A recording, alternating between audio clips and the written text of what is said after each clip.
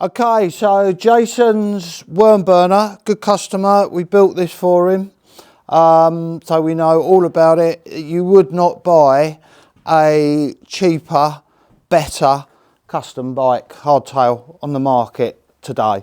I guarantee you, this is a smidge under £5,000. There's been a lot of money spent on it.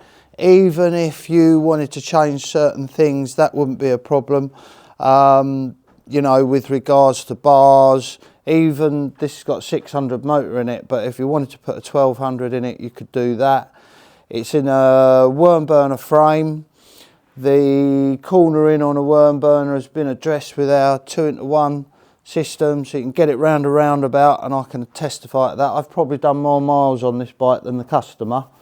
So I know all about it. It's got custom loom. It's all on the sales page that you don't want for anything. Dual air suspension seat. You've got the option of a pillion if they're brave enough to sit on a hardtail there. That's up to them.